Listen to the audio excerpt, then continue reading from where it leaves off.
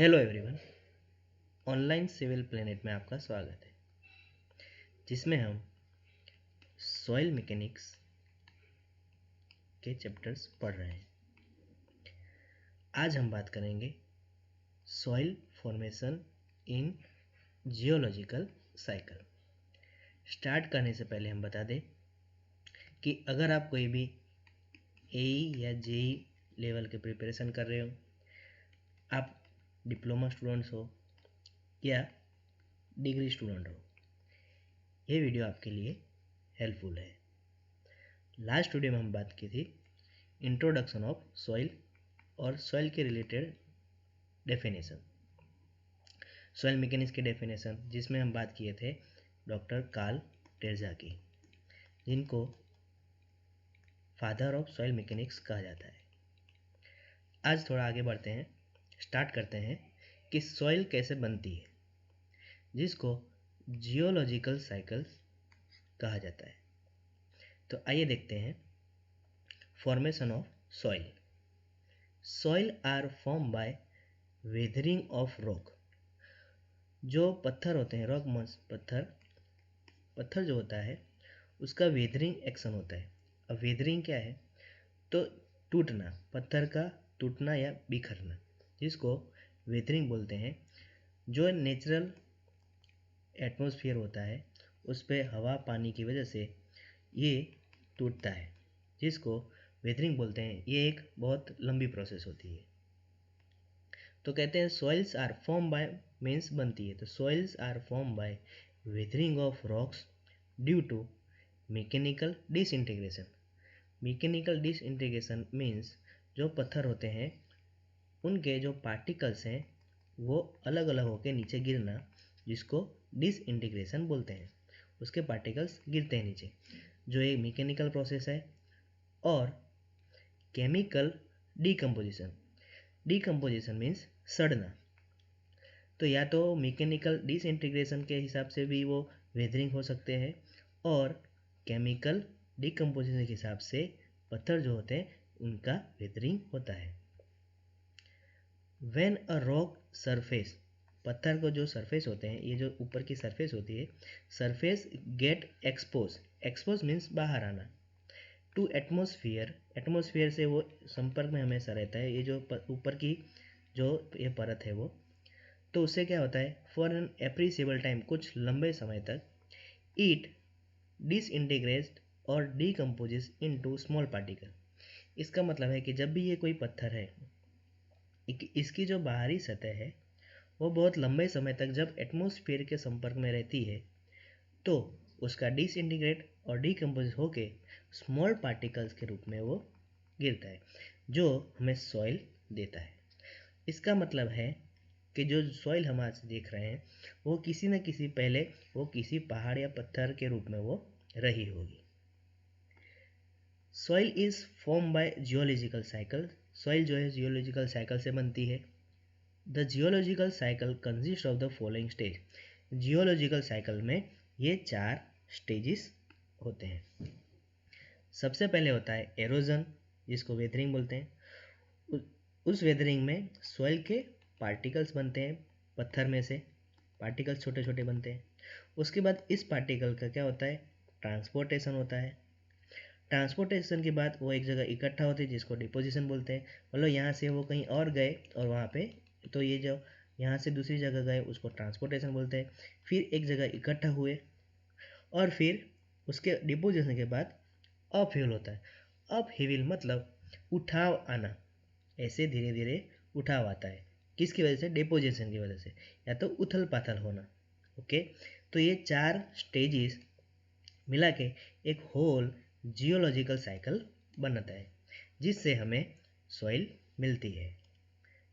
उसका डायग्राम भी हम देख सकते हैं नीचे, जिसमें मैं अच्छे से दिया हुआ है कि मान लो कि ये कोई माउंटेन है या कोई पत्थर है जिसका एरोजन हुआ, मतलब उसके जो पार्टिकल्स है वो टूटे, वो आगे आए, ट्रांसपोर्ट हुए। किसी भी ट्रांसपोर्टेशन के भी कुछ एजेंट्स होते हैं जिसकी हम बात आगे करेंगे। जो ग्रेविटी होता है, ग्रेविटी की वजह से भी आ सकते हैं वो आगे, या तो एयर भी ले जा सकते हैं, और वाटर। फिर होता है ग्लेशियर, बहुत सारे ऐसे ट्रांसपोर्ट, ये सब जो है वो ट्रांसपोर्टिंग एजेंट्स होते हैं। इसकी बात हम अभी आगे करेंगे। तो जो एरोजन जो मिट्टी के जो पार्टिकल्स होते हैं वो ट्रांसपोर्ट हो के आके आते हैं, जहाँ पे वो डिपॉजिट होते हैं। डिपॉजिट मतलब एक जगह इकट्ठा होना, और डिपॉजिट होते होते होते वो उठाव बनते हैं, और फिर एक तरह से वो क्या बन जाता है, फिर से पत्थर या तो माउंटेन या पहाड़ बन जाता है। फिर उसका एरोजन होता है, ट्रांसपोर्ट होता है, और अब डिपोजिशन होता है और अपफिल। अब तो ये प्रोसेस कंटिन्यूस, इसका एरोजन, ट्रांसपोर्टेशन, डिपोजिशन, अपहीविल, फिर इसी का ट्रांसपोर्ट, एरोजन, ट्रांसपोर्टेशन, डिपोजिशन, ये साइकिल चलती रहती है, और हमें सॉइल के बाद पत्थर, पत्थर के बाद सॉइल, ये मिलता रहता है। आगे बात करें, ये थी जियोलॉजिकल साइकिल, जिसमें सबसे फर्स्ट जो स्टेप आता है उसके हम डिटेल्स में बात करेंगे, जो है एरोजन, जिसको बोलते हैं वेदरिंग। ये जियोलॉजिकल साइकिल का सबसे फर्स्ट स्टेप है। वेदरिंग दो तरह से होती है, जो पहले भी देखी थी ऊपर, फिजिकल वेदरिंग और केमिकल वेदरिंग। फिजिकल वेदरिंग किस वजह से होती है, तो उसमें जो फैक्टर्स अफेक्ट करते हैं, रिस्पॉन्सिबल फैक्टर्स जो हैं, वो है टेम्परेचर चेंजेस। टेम्परेचर के चेंज होने की वजह से जो पत्थर रहते हैं वो सिकुड़ते हैं और फिर एक्सपांड होते हैं। ठंडी में ये पत्थर सिकुड़ जाते हैं और गर्मी में एक्सपांड होते हैं, जिसकी वजह से ये इनका बीच में घर्षण होता है और ये टूटते हैं। वेजिंग ऑक्शन ऑफ आइस, जो आइस होती है वो इस पे आ जाती है। इसके बीच में जो आइस होता है पत्थर के बीच में, जैसे मान लो कि जगह, इसमें पहले पानी भर गया, और फिर जब ये एकदम जो टेम्परेचर है वो डाउन जाएगा, तो ये पत्थर के बीच में जो पानी भरा होगा, मान लो कि पत्थर के बीच में ये ब्लू कलर का पानी भरा है। अब जब एकदम टेम्परेचर डाउन जाएगा तो ये जो पानी भरा हुआ है वो पत्थर के वो आइस बन जाएगा। और हम जानते हैं, एक फिजिक्स का ये लॉ है कि जो पानी होता है उसको हम अगर आइस में कन्वर्ट करें तो उसका थोड़ा वॉल्यूम बढ़ जाता है। ये फिजिक्स का एक रूल है, फिजिक्स में ये हमें पढ़ना आता है, जिसमें ये जब अपना वॉल्यूम बढ़ाता है तो ये इस पर इफ़ेक्ट पैदा करता है, इस पर ये स्ट्रेस देता है, प्रेशर देता है। फिर उसके बाद अगर जब तो ये यहाँ से टूटना, क्रैक, यहाँ से क्रैक चालू हो जाता है, यहाँ से ये क्रैक होता है। ओके, फिर क्या होता है, फिर से मान लो टेम्परेचर बढ़ा, ये जो अंदर अंदर का जो आइस था वो फिर मेल्ट हुआ, फिर से पानी बना, तो ये जो इधर दबे थे फिर इधर आएंगे। उसके बाद फिर मान लो कि टेम्परेचर डाउन हुआ, फिर ये अंदर का पानी वो आइस हुआ, फिर इस पर प्रेशर आए। तो ऐसे बहुत ऐसे कंटिन्यूस रिपीटेटिव प्रोसेस होने की वजह से जो जो पत्थर है वो टूटते हैं, जिसको वेजिंग एक्शन बोला जाता है। ये आज आप वेजिंग एक्शन का कॉन्सेप्ट आप समझ लिए।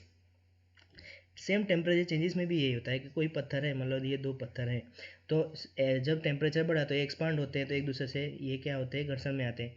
और अगर टेम्परेचर डाउन हुआ तो फिर ये सिकुड़ जाते हैं, फिर टेम्परेचर बढ़ा तो ये एक्सपांड होते हैं। तो इस हिसाब से भी पत्थर टूटते हैं। उसके बाद होता है फिजिकल वेदरिंग, और है spreading of roots of plant. जो हमें पता है माउंटेन्स में पेड़ पौधे उगे रहते हैं, तो ये जो इसके रूट्स जो होते हैं वो पत्थर के अंदर बीच में जाते हैं, वो उसको तोड़ते हैं, उसमें पत्थर में क्रैक डालते हैं, उसकी वजह से भी पत्थर टूटते हैं और नीचे गिरते हैं। और लास्ट में एब्रेशन, एब्रेशन मीन्स घिसावाना, एक दूसरे से घिसावाना। तो ये जो सब है, ये सारे फिजिकल वेदरिंग होने के फैक्टर्स रिस्पॉन्सिबल हैं। केमिकल वेदरिंग में क्या होता है, तो केमिकल वेदरिंग में ये 4 प्रोसेस होती है। हाइड्रेशन, जिसमें हाइड्रोजन के साथ पत्थर का जो भी मिनरल है वो रिएक्शन करता है, कार्बन के साथ, ऑक्सीजन के साथ, और सॉल्यूशन सोडियम और इसके साथ। आगे बात करें तो ये हमने देखा कि वेदरिंग के जो एजेंट्स हैं वो कैसे होते हैं। ये फिजिकल वेदरिंग के एजेंट्स है और ये केमिकल वेदरिंग की प्रोसेस है अलग अलग। और इन सब से भी हमें लास्ट में सॉइल मिलती है, पत्थर टूटते हैं और सॉइल हमें मिलती है। आगे बात करें, आइए देखते हैं। कोहेजनलेस सॉइल जो है, जैसे कि सैंड, कोहेजन मीन्स उनके बीच में कोई भी पार्टिकल्स जो होता है, सॉइल मान लो ये सॉइल के पार्टिकल्स है, अगर इनके बीच कोई भी केमिकल बॉन्ड नहीं है, मतलब ये पार्टिकल आप एक एक पार्टिकल अलग अलग आप कर सकते हैं, उनके बीच में कोई ऐसे चिपकने जैसे कोई भी एट्रैक्टिव फोर्स नहीं है, तो वो कोहेजन लेस सॉइल है। और कोहेजन लेस सॉइल हमें क्या मिलती है, तो मिलती है हमें सैंड के रूप में। रेगिस्तान के जो सैंड होती है वो एक बेस्ट एग्जांपल है कोहेजन लेस सॉइल की।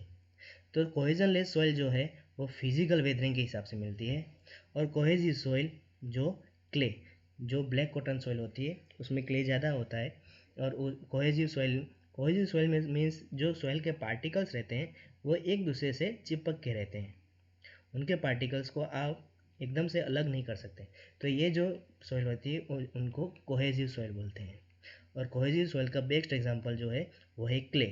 याद रखना, कोहेजन लेस सॉइल का जो एग्जांपल है वो सैंड, कोहेजिव सॉइल जो है वो क्ले। और क्ले की एक मिट्टी रहती है जिसको बोलते हैं हम ब्लैक कॉटन सॉइल। ये इसकी बात हम डिटेल में आगे करेंगे, बहुत ये डिटेल में आगे आएगा। ओके, अभी के लिए हम जाने कि कोहेजिव जो सॉइल है clay are form by chemical weathering. अगर केमिकल वेदरिंग से अगर कोई हमें मिट्टी मिली है तो वो क्ले, जनरली क्ले होगी, और अगर फिजिकल यहाँ से फिजिकल वेदरिंग से हमें जो कोई मिट्टी मिली है तो वो जनरली होगी सैंड। ये बात आप याद रखना। आगे देखते हैं, soils form by weathering action gets deposited on the parent rock.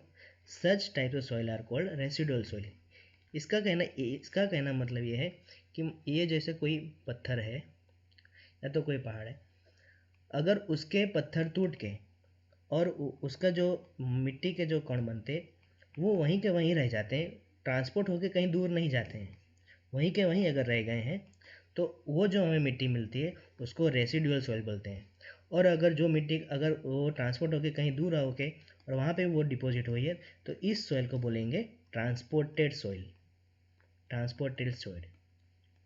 तो अगर मिट्टी जो है वो, ये बहुत डिटेल में कॉन्सेप्ट है, अगर कोई मिट्टी है वो हवा पानी के द्वारा अपने अपने जो पेरेंट रॉक है, पेरेंट रॉक मीन्स कि ये जो पत्थर है इसमें से जो मिट्टी टूटी है तो इस मिट्टी का ये पेरेंट रॉक हुआ। तो पेरेंट रॉक से मिट्टी मान लो कि कहीं दूर आके फिर ये इकट्ठा होती है, तो ये दूर आके जो इकट्ठा हुई तो इस मिट्टी को बोलेंगे ट्रांसपोर्टेड सॉइल। ओके, और अगर कोई मिट्टी ट्रांसपोर्ट नहीं होती है और वहीं के वहीं वो इकट्ठा होती है, डिपॉजिट होती है, तो इस सॉइल को बोलेंगे रेसिडुअल सॉइल। जो मिट्टी अपने पेरेंट रॉक को छोड़ के कहीं नहीं जाती है वो रेसिडुअल सॉइल है। और अगर कोई मिट्टी अपने पेरेंट रॉक को छोड़ के कहीं और दूसरी जगह डिपॉजिट होती है तो उसको इससे विपरीत दूसरी मिट्टी जो है वो ट्रांसपोर्टेड सॉइल बोलते हैं। ट्रांसपोर्टेड सॉइल, उसके ट्रांसपोर्टेड सॉइल के भी कुछ अलग अलग टाइप्स आते हैं, जैसे कि एल्यूवियल है, एओलियन है, उसके टेलस है, इसके हम आगे बात करेंगे। अभी जो वेदरिंग के जो टाइप्स हैं उसको डिटेल में चलो देखते हैं। Physical weathering, the process by which rock disintegrate into smaller fragment small particles में ड्यू टू किस वजह से, factors like temperature changes, wedging action of ice, spreading of roots of plants, abrasion etcetera without involving any change in properties is called physical. अगर कोई पत्थर है उसकी property में चेंज हुए बिना वो टूटता है तो फिजिकल या तो मैकेनिकल वेदरिंग बोलते हैं, जिसमें सबसे पहला फैक्टर अफेक्ट करता था टेम्परेचर चेंजेस। ये चेंजेस है तो चलो देखते हैं। Different minerals of a rock have different coefficient of thermal expansion. अलग अलग रॉक्स के जो मिनरल होते हैं उसका थर्मल एक्सपेंशन अलग अलग होता है। Due to temperature changes unequal expansion and contraction of these minerals occur, resulting in stress in rock and disintegration of the rock particles। जो मैंने पहले बताया कि जो पत्थर होते हैं, ये जो पत्थर है कोई इसमें अलग मिनरल है, ये पत्थर है इसमें अलग मिनरल है, इसका जो थर्मल एक्सपेंशन है वो अलग होगा, इसका थर्मल एक्सपेंशन अलग होगा। तो इन दोनों का थर्मल एक्सपेंशन अलग अलग होने की वजह से ये अलग अलग तरह से एक्सपांड होंगे और अलग अलग तरह से कॉन्ट्रैक्ट होंगे, जिसकी वजह से इन दोनों के बीच में स्ट्रेस होता है और इस वजह से वो डिसइंटीग्रेट होते हैं और डिसइंटीग्रेशन होने की वजह से हमें सॉइल मिलती है। आगे बात करें वेजिंग एक्शन की, wedging action of ice. In cold climates water held in the pores and cracks of a rock get frozen. ठंडी के मौसम में जो ये क्रैक रहती है, मान लो कि ये पत्थर की कोई क्रैक है, उसमें पानी गया, तो आगे देखिए क्या कहता है, water held in a pores, ये जो क्रैक है इसमें मान लो पानी है। As the volume of ice form is more than that of water, तो इसमें अंदर का पानी जो, इसके अंदर का जो पानी है, अगर कोल्ड क्लाइमेट में ये पानी है वो हो जाएगा आइस, और आइस होने की वजह से ये जो आइस है वो पानी से ज़्यादा वॉल्यूम कंजर्व करेगा, क्योंकि एक्सपांसन होता है इस वजह से। Due to wedging action of ice form stresses are develop, तो इसके अंदर स्ट्रेसिस, इसके अंदर जो होते हैं स्ट्रेसिस डेवलप होते हैं, इस तरह के स्ट्रेसिस डेवलप होते हैं। Stresses are develop in the rocks causing disintegration of rock, और जैसे भी डिसइंटीग्रेशन होगा तो हमें सॉइल के रूप में मिलेगा। आगे देखते हैं spreading of roots of plants. Root of tree and shrubs growing in the cracks and feature of the rocks apply forcing on the rock resulting in dis. ये कहता है कि कोई पत्थर है, उसके अंदर जो कुछ क्रैक्स रहती है, उसमें से हमें कोई पेड़ पौधा निकलता है, तो उसके जो क्रैक में जो रूट उसका गया हुआ है, उसकी जो जड़ें गई हुई है, वो जड़ें क्या करती हैं कि फोर्स, और पत्थर पर फोर्स डालती है, और जिसकी वजह से हमें ये रॉक डिसइंटीग्रेट होके सॉइल के रूप में मिलता है। आगे बात करें एब्रेजन की। As water, wind and glacier move over the surface of the rock, abrasion and scurrying take place, it results in the formation of the soil। कोई भी पत्थर है, इस पर पानी आया हो या हवा की वजह से इसकी जो सरफेस है वो धीरे धीरे टूटती है, और उसकी वजह से हमें सॉइल पार्टिकल्स मिलते हैं, जिसको बोलते हैं एब्रेजन इफेक्ट। ये चारों बात हुई फिजिकल वेदरिंग की, फिजिकल वेदरिंग। आगे बात करते हैं chemical weathering. Due to alteration in the chemical properties of rock minerals new compounds are form, this is refer to as chemical weathering. The process involves are, इसमें कौन सी process होती है तो उसकी हम डिटेल में बात करते हैं। सबसे पहली प्रोसेस आती है वो है हाइड्रेशन। तो हाइड्रेशन को हम देखते हैं, उसकी डेफिनेशन। हाइड्रेशन में क्या होता है, इन this process water combines with the rock mineral and results in the formation of new chemical compound. The chemical reaction causes a change in volume and decomposition of rock into small particles. Hydration में कोई भी जो rock होता है उसके अंदर mineral रहते हैं, वो मिनरल पानी के साथ वाटर के साथ कंबाइन होके एक नया मिनरल बनाते हैं। जो नया मिनरल बनाते हैं वो डिकम्पोजिस होके स्मॉल पार्टिकल्स में टूट जाता है। ऐसी बात करते हैं। सेकंड है कार्बोनेशन। कार्बोनेशन में क्या होता है चलो देखते हैं। In this process carbon dioxide in the atmosphere combines with water to formic carbonic acid बनाता है। The carbonic acid reacts chemically with rock and causes their decomposition. हवा के अंदर जो भी CO2 अवेलेबल है, CO2 वो हवा के अंदर का मॉइस्चर के साथ H2O के साथ बना के कार्बोनिक एसिड बनाता है। कार्बोनिक एसिड, जो कार्बोनिक एसिड नीचे गिर के पत्थर पर गिर के उसको ये पत्थर पर कार्बोनिक एसिड हम गिरेगा तो उस पत्थर का डिकम्पोजिशन होगा और हमें सॉइल मिलेगी। आगे बात करते हैं ऑक्सीडेशन में क्या होता है। इन this process oxygen in the atmosphere combines with mineral in rock. Oxidation results in decomposition of rock. Oxidation of rock is somewhat similar to rusting of steel। इसमें कहा गया है कि जो एटमॉस्फेयर में जो भी ऑक्सीजन है वो पत्थर के मिनरल के साथ कंबाइन होगा और रिजल्ट उसका डिकम्पोज करेगा। और ये एक तरह की जो स्टील पर जो जंग लगती है वैसी ये प्रोसेस है, similar to rusting of steel. Next जो प्रोसेस है वो है सॉल्यूशन, जिसको कहते हैं leaching. Some of the rock minerals जैसे कि calcium carbonate form a solution with water. When they get dissolved in water, chemical reaction take place in the solution and soils are formed. इसमें कहा गया है कि कैल्शियम कार्बोनेट जैसा कोई mineral जो रॉक मिनरल होता है वो सॉल्यूशन विथ पानी के साथ एक मिक्स होता है और डिसॉल्व हो जाता है, जिसकी वजह से केमिकल रिएक्शन होता है और सॉइल फॉर्म होता है. तो इसमें हमने बात की फिजिकल वेदरिंग और केमिकल वेदरिंग की. नेक्स्ट आता है ट्रांसपोर्टेशन ऑफ सॉइल. जो अलग अलग एजेंट में मैंने बात की थी, वाटर है, एयर है, ग्रेविटी है, उसकी वजह से भी सॉइल जो होता है वो सॉइल एक जगह से फॉर्म होकर दूसरी जगह डिपॉजिट होते हैं, जिसको ट्रांसपोर्टेड सॉइल बोलते हैं. इसकी हम डिटेल में बात करेंगे नेक्स्ट लेक्चर में. अभी के लिए यहाँ तक रखते हैं. Thank you very much.